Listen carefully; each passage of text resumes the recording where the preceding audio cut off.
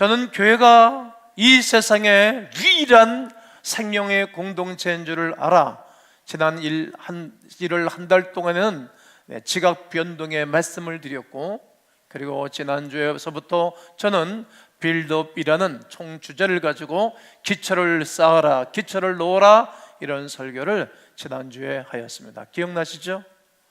빌드업하고 사시죠? 그래야 되겠다라고 마음먹고 기도하고 계시죠? 하나님이 주시는 말씀을 붙잡고 말입니다. 그러므로 반석되시는 교회는 예수 그리스도의 터, 말씀 위에 세우는 것입니다. 반석 위에 세운 교회는 예수 그리스도의 말씀을 행함 위에, 행하지 않는 믿음은 죽은 믿음이기 때문입니다. 누구든지 나의 이 말을 듣고 행하는 자는 그 집을 반석 위에 집을 짓는 지혜로운 사람과 같다는 겁니다. 예수 그리스도가 우리를 권하셨던 이 사실이 우리에게 삶으로 연결되셔야 합니다. 삶으로 살아갈 때 우리의 신앙이 실력이 되는 것입니다. 이 실력은 오랜 시간 거치는 것입니다. 저는 어린이집, 유치원을 다녀보지 못했습니다. 요즘은 어린이집, 유치원, 초등학교, 중, 고등학교, 대학, 또 우리 교회도 대학원을 공부하는 청년들도, 졸업한 분들도 많이 계시잖아요.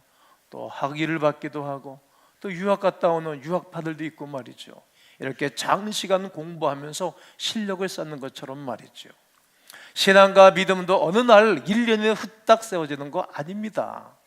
지난주에 말씀드렸지 않습니까? 아브라함은 25년, 그의 아들 이삭은 40에 결혼하여 60대 됐을 때에 그 자녀를 보고 20년, 그의 손자 야곱도 20년, 그의 증손 요셉은 13년. 그들은 그 장시간 시간을 투자하고 세월을 가면서 실력을 쌓는 거예요. 삶으로 말이죠. 신앙이 1, 2년, 10년에서 그렇게 굳게 세워지는 것 아니오시다.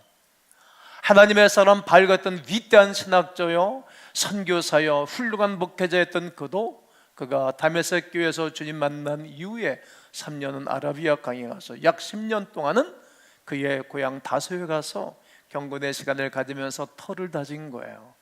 그때 이런저런 일들을 통해서 견고하게 세워지고 난 다음에 그렇게 어렵고 힘든 일들을 당해도 기견했던 것입니다. 그게 실력입니다. 반석 위에 세운 교회는 예수 그리스도의 기도로 세워지는 것입니다. 우리의 아는 것이 삶에 되어지는 과정을 하나님이 잘 아세요. 베드로 같은 신앙의 선진도 얼마나 끼우뚱대고 말해요. 얼마나 엉터리였는지 모릅니다. 그거 다 아시는 거예요. 다 그렇게 지나가는 것입니다. 저는 그런 경험이 없었겠어요? 그런 과정이 있어요. 목회를 하면서도 늘 깨닫고 공부를 하고 훈련을 한답니다. 때로는 흔들리고 넘어지는 건 역시 주님이 다 아시지요. 하지만 그때마다 우리 주 예수 그리스도께서 변함없이 하나님 보좌 우편에서 우리 위해서 중보기도하는 예수님의 중보기도로 여러분이 세워지고 책가 세워지고 가음교회가 세워지는 것입니다.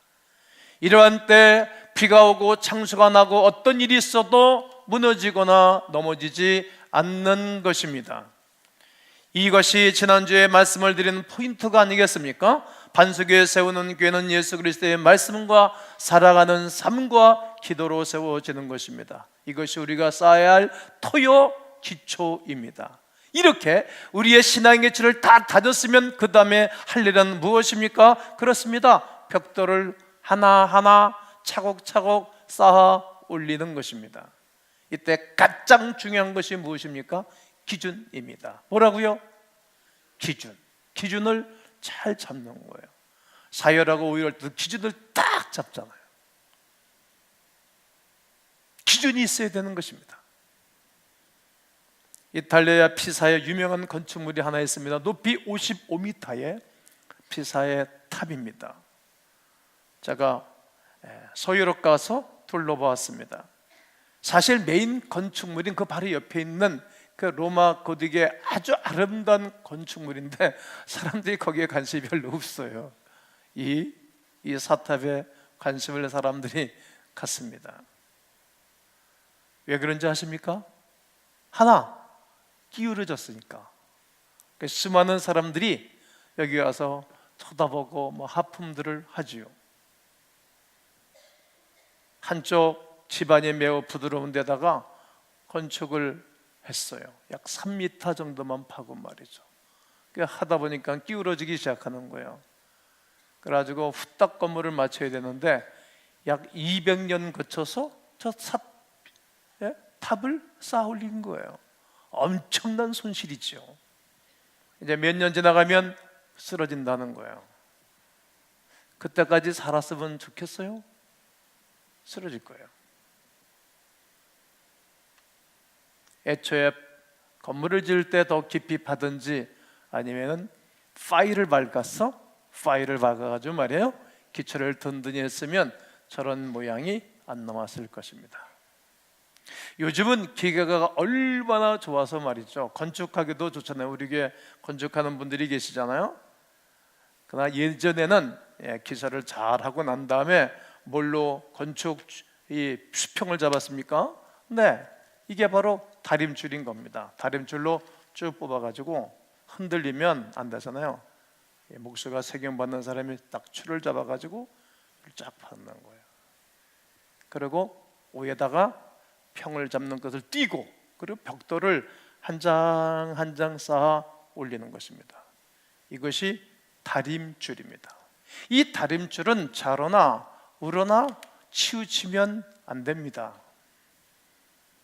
그것을 벗어나면 수직과 평형이 맞지를 않기 때문에 결국 건물은 문제가 되는 것입니다. 피사의 사탑이 기울어지는 것처럼 말이죠, 다림줄은 이처럼 기준을 제시해주는 기준 중에 기준입니다. 기준은 우리 삶에 있어 매우 중요합니다. 이 사회는 적당한 규범이라는 것이 사회에 존재하고 있습니다. 사회의 질서를 유지하기 위하여 구성원들이 규범을 적당히 지킴으로 사회나 직장이나 군대나 공무원 조직이나 경찰 조직이나 교회도 건재하는 것입니다. 서로 눈살 찌푸리거나 어려움이 없이 잘 굴러가는 것입니다. 통상적으로 법률, 도덕, 관습 모든 것이 포함됩니다. 잘 알지 않습니까? 빨간 물이 들어오면 짐승들도 서야 되고 마부가 세워야 되고 말이죠. 보행자도 서야 되고 오토바이 타는 사람도 서야 되고 수영자도 서야 되고 보행자도 다 서야 되는 것입니다. 파란 물이 들어오면 움직이기 시작하는 것 아닙니까? 이게 기초적인 기준점입니다. 이것을 지키지 않으면 교통마비가 오기도 하고 인명피해와 재산피해가 오는 것입니다. 이처럼 개개인에게도 각자의 기준점이 있습니다. 어떤 것입니까? 예컨대 지인의 결혼식을 하는데 나는 축의금을 얼마나 해야 되는 것인가? 이게 기준점이잖아요. 기준점. 어느 집에 초생에 났는데 조의금은 얼마나 해야 되는 것인가? 버스를 탔는데 입주민한테 양보를 해야 될 것인가, 양보를 해야 되지 않을까? 이런 게 다 기준점인 거예요. 이런 것들이 이게 지켜지지 않으면 다 눈살을 찌푸려지고 어려운 것입니다. 한 학교에서 학부모 참관 수업을 하면서 간단한 설문조사를 했습니다. 그 설문에는 자녀가 장래에 어떤 사람이 되기를 원합니까? 라는 설문이었습니다. 직업을 묻는 것이 아니었습니다.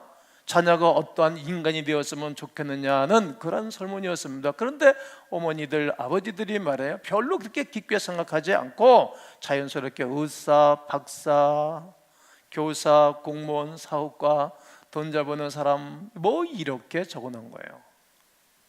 그런데 한 부모만이 이렇게 적어냈습니다. 잘못을 인정할 줄 아는 사람. 자기가 잘못했으면 인정할 줄을 알아야 그게 좋은 사람이지.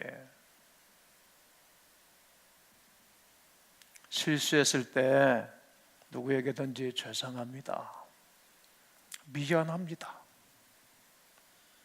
나는 부끄럽습니다, 이렇게 말할 수 있는 내 아들, 내 딸이 되기를 원합니다. 딱 한 사람만. 좋은 아버지죠. 좋은 어머니죠.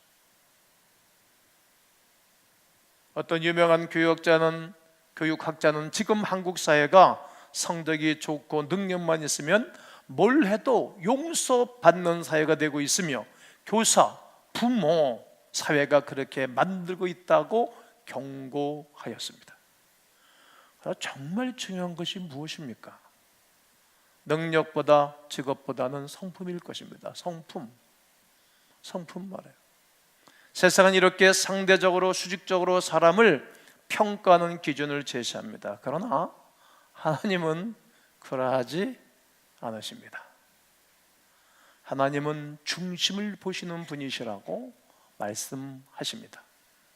사무엘상 16장 7절을 우리가 다 함께 읽도록 하겠습니다. 여호와께서 사무엘에게 이르시되 그의 용모와 키를 보지 말라. 내가 이미 그를 버렸노라. 내가 보는 것은 사람과 같지 아니하니 사람은 외모를 보거니와 나 여호와는 아버지 다윗의 아버지 이새가 사무엘 선지가 와서 하나님이 말씀하셨다는 거죠. 너희 가문에 아들들 중에 왕을 세우라고 왔소. 그러니까 아버지 이새가 키가 크고 잘생긴 위쪽으로 잘 나가는 첫째서부터 쫙 보여줬어요. 그리고 사무엘 선지도 야, 저 사람 보면 됩니까? 번듯하고 잘생겼으니까 겉으로 보기에 좋으니까 아니라는 거죠. 또 1, 2, 3, 4, 5, 6 다 했더니 아니라는 거예요. 이게 큰일 난 거 아닙니까? 또 있냐 그러니까 있다는 거지. 어디 있냐? 양을 치고 있는 말자가 있다는 거예요. 빨리 데려오라고. 보자마자 감동을 받는 거예요. 성령에 보자마자. 그리고 그에게 기준점이 있고 그에게 기름을 부어서 이스라엘의 왕을 세우고 그리고 그 세대에 통일 왕국을 세우는 인물이 나는 것입니다. 그렇습니다. 내가 보는 것은 사람과 같지 아니하노니 나 여호와는 사람을 중심을 본다는 거예요. 중심. 사람 중심이 이렇게 중요합니다. 어리고 양치는 소년에게 기름을 부어 위대한 왕이 되어서 하나님을 기쁘게 하는, 또 백성들을 평안하게, 백성들이 최고의 영광스러운 나라 안에 살아가도록 돕는 위대한 지도자가 새겨진 것입니다. 과연 하나님께서 말씀하시던 그 중심이 무엇입니까? 그 기준점이란 어떤 것입니까? 그리고 그 다림줄은 어떤 것입니까? 뭘 말씀하시는 것입니까? 그 하나님의 이 다림줄은 말입니다, 우리가 보는 건축에서 쓰는 이 다림줄이 이것을 비유해서 말씀하시는 것인데, 이 다림줄은 하나님께서 그의 백성들의 영과 육을 판단하시며 심판할 자는 심판하고 심판할 세대는 심판하고 축복할 세대는 축복할 수 있도록 기준점을 딱 잡아주는 것이 다림줄입니다. 하나님 우리에게 주신 하나님의 말씀입니다. 하나님은 그 다림줄을 이스라엘 백성들에게 드리웠습니다. 바르지 않는 건물은, 쓸모없는 건물은 무너뜨려버리고 새로운 건물을 세우는 것처럼 쓰잘데기 없는 세대와 그리고 그 왕과 잘못된 나라를 엎고 다시 하나님의 공의와 질서 가운데 이 땅에 세우기를 원하시는 하나님의 역사가 성경에 무수히 묻어져 있는 것입니다. 오늘 우리가 읽은 아모스서가 그러한 내용입니다. 하나님께서 아모스 선지자를 통해서 북왕국 이스라엘과 남왕국 유다를 철저하게 심판하시겠다는 그 환상을 하나님이 보여주신 것입니다. 놀랍습니다. 7장 1절서부터 3절까지는 메뚜기 장이고 4절서부터는 불장이고 7절서부터는 오늘 읽은 다림줄 장이고, 그리고 아모스와 아마사의 대결이 있을 것이라고 말씀하셨고, 그리고 8장 1절서는 여름가일 한 강주리를 그들에게 보이시면서 말씀하시고, 9장 1절에서는 범죄한 나라를 멸하시는 것을 말씀하시고, 그리고 7장 11절서부터는 이스라엘 백성들을 영원히 멸망시키는 것이 아니라 그들을 다시 회복시킬 것을 하나님이 말씀하고 계신 것입니다. 이때 북과 남, 남과 북 어디도 하나님 마음에 합당하지 않았어요.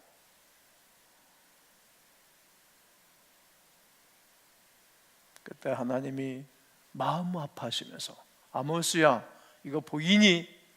뭡니까? 예, 다인 줄 아닙니까? 맨 처음에 아모스가 못 알고 깨달은 것입니다. 우리가 하나님 이렇게 말씀하실 때 못 깨닫는 사람들 너무 많아요. 목사도 못 깨달을 때가 있고, 깨닫는 것이 얼마나 소중하고 중요한 건지 모릅니다. 이때 유다를 향해서 처절하게 아모스 선지를 통해서 외치고 있는 거예요. 어떻게? 돌아오라고. 이것이 예수님 오시기 전 BC 760년경입니다. 760년경에 읽어보겠습니다. 8절 9절 시작.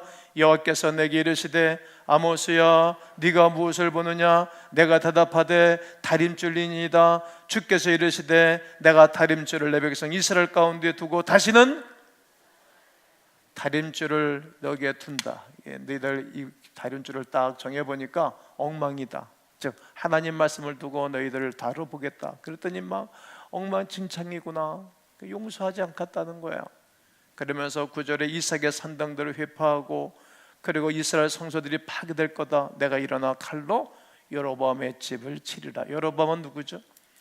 북이스라엘의 맨 첫 번째 자기 인위적으로 완세해가지고 왕된 사람이에요. 이상하게 왕되면 말이야 나를 이상하게 만들어요. 대통령도 이상한 사람들이 왕되면 말이야 나를 다 말아먹는다고. 백성들이 악하면 악한 지도자 세우고 백성들이 선하면 선한 지도자 세우는 거잖아요. 원래 나라가 하나인데 이게 나라가 쪼개나는 거예요. 그리고 남유다는 말입니다. 솔로몬의 아들 르호보암이 이렇게 그 나단 선지자가 주의 종이 잘 도와가지고 나라를 세우는 거예요.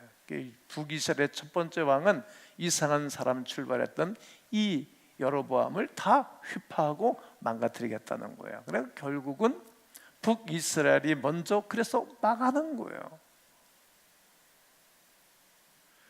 아모스뿐입니까? 요나도 또 이사야도 호세아도 에레미야 선지자도 그렇게 울면서 처절하게 권면하고 외쳐대도 그들은 듣지를 않습니다. 안 듣는 거예요. 무슨 말이냐고. 지금 우리나라가 이렇게 전 세계적인 나라가 되고 경제가 이렇게 잘 되고 평안한데 그런 소리 하지 말라고. 안 듣는 거예요. 그렇게 외치고만 안 듣는 거예요. 그리고 그 이후 불과 40년이 안 돼서 이스라엘이 아수르의 침략을 받고 나라가 어려워지는 것입니다. 40년. 열왕기하 17장 5절 6절을 읽습니다. 시작. 아스르 왕이 올라와 그 온 땅에 두루다니고 사마리아로 올라와 그것을 3년간 아스르 왕이 올라가 3년간 성을 에워싸 버렸어요. 6절.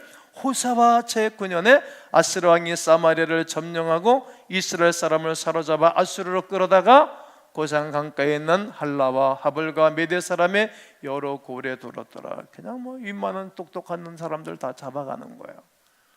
옛날에 우리나라도 막 똑똑한 사람은 청나라가 잡아가고 일본이 다 잡아가고 그랬잖아요. 고생하고.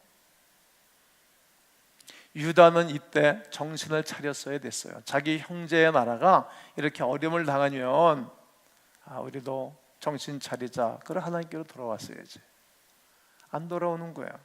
여러분, 이웃에 다른 사람이 어려움 당하는 것을 바라보고 이렇다 저렇다 말할 것이 아니라 저 사람이 저렇게 온전하게 말씀대로 안 살더니 어려움 당했구나.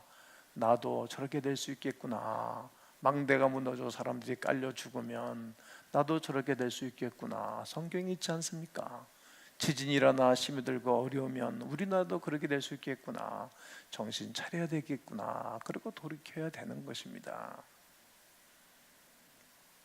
그런데 이들은 점점점 멀리 가는 거예요. 심지어 이스라엘의 아합만큼 악했던 왕 므낫세의 정치는 정말 악한 사람 중에 악한 사람이에요.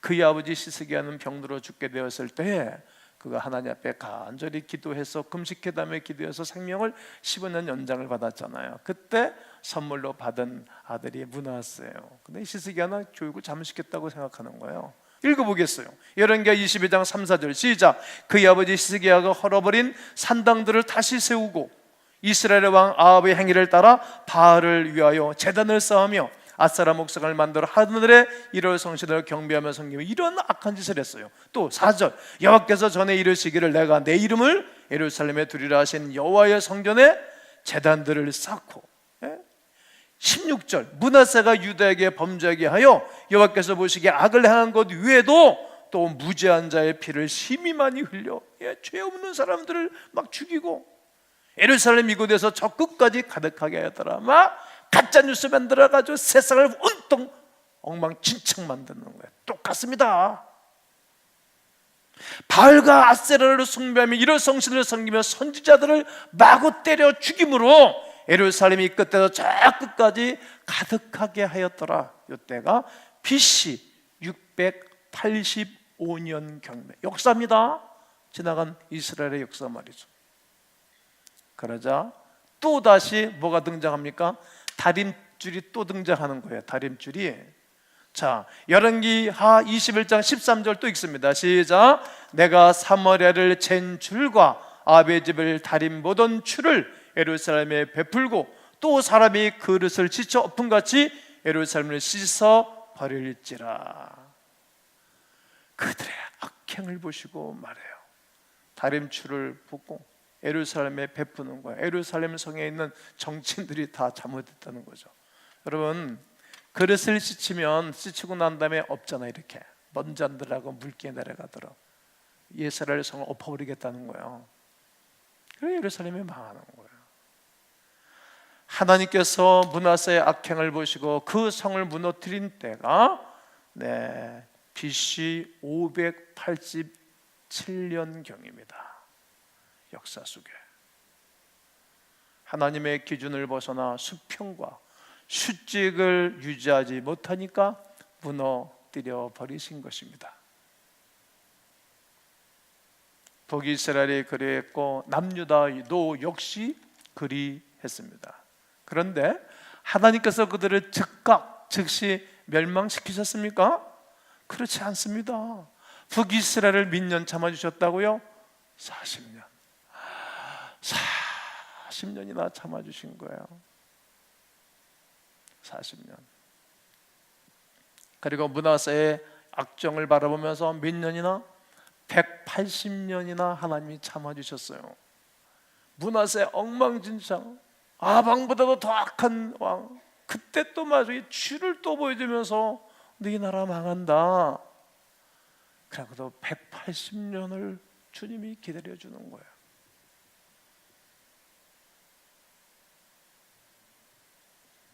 바르지 않은 것은 참을 수 없는 성품이 하나님의 성품이랍니다.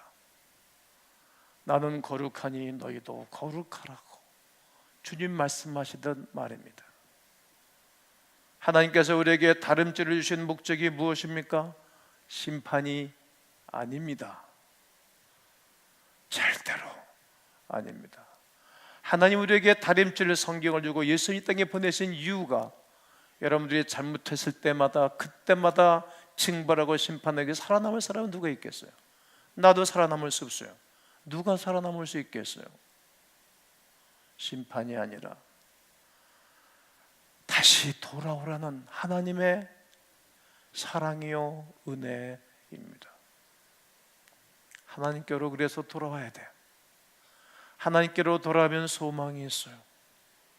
40년 동안 기다리면서 오라고 하시는 음성이 들려야 되고 180년 동안 참아주면서 오라고 하시는 음성을 인류가 들어야 할 하나님의 은혜의 소리입니다.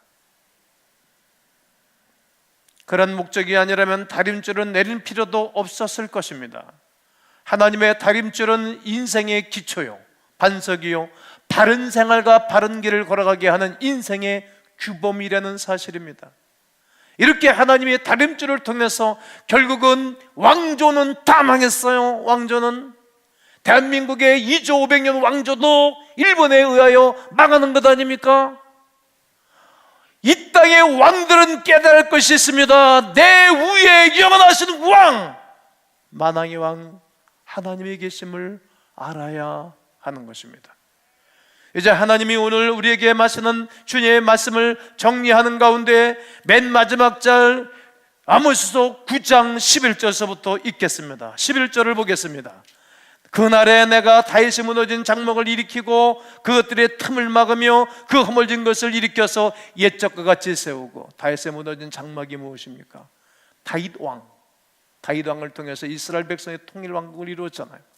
마태복음 1장 1절에 아브람과 다윗의 자손 예수 그리스도의 세계라, 선지자 아브람 왕 다윗을 들고 나와요. 다윗이 이스라엘 나라를 세웠지 않습니까? 다윗 왕 같은 좋은 왕이 어디 있겠어요? 근데 그 다윗의 장막이 무너졌다는 거예요. 중간에 마지막 왕들이 잘못했기 때문에.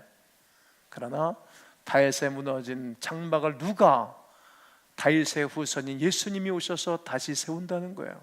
여러분, 예수 앞에 나오면 예수 그리스도께서 무너진 건물도, 무너진 집도, 무너진 건강도, 무너진 영혼도, 무너진 교회도 모든 것을 회복시키십니다. 아멘이십니까? 틈을 막으며 보수해준다는 말이고, 일으켜서 옛적과 같이 세운다는 거예요. 옛날 그 영화보다도 더 존귀하게 말이지요. 12절에 만국을 기업으로 주실 것이다. 이 말씀이 무슨 말씀입니까? 만국, 전 세계 어디를 가도 예수 믿는 사람들이 있는 거예요. 다윗의 후손들이 있는 거예요. 믿음의 백성들이 있는 거예요. 이걸 말하고 있는 것입니다. 14절에 황폐한 성읍을 건축하며 망가지고 무너진 것을 다시 새롭게 하신다는 거예요. 여러분, 혹 무너진 분이 계십니까? 다시 세우실 줄로 믿습니다. 그리고 새로운 양식, 좋은 것을 먹게 하겠다고 말씀하십니다. 15절 마지막 절에서는 다시는 뽑히지 아니할 거다. 다시는 뽑혀져서 나무가 땅속에 있어야 열매를 맺고 아름다움이 있는 것 아닙니까? 하나님의 백성들이 하나님의 교회에 뿌리를 내리고 살아야 아름다움이 있는 것 아닙니까? 직장인이 직장에 뿌리를 내리고 살아야 자기 가정이 행복한 것 아닙니까? 사업자가 자기 사업장에 뿌리를 내리고 거기서 살아야 모든 사람들이 행복한 것 아닙니까? 다시는 뽑지 않는다는 거예요. 망가진 분 계세요? 다시 하나님이 심어주실 줄로 믿어요. 교회 중심적으로 살고 계시지요? 정말 잘하고 계신 것입니다. 여러분 스스로 다림줄을 여러분들이 한번 세워보십시오. 나는 다림줄에 흔들리지 아니하고 끼우뚱대지 아니하는가? 정말 잘하시는 거예요.